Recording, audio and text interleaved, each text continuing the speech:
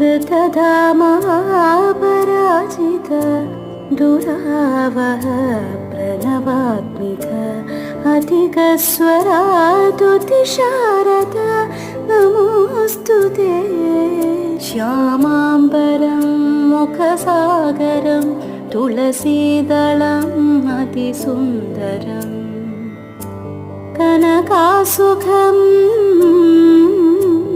नारीवरं शुभदं माङ्गल्यं तन्तुनानेन मम जीवनहेतुना।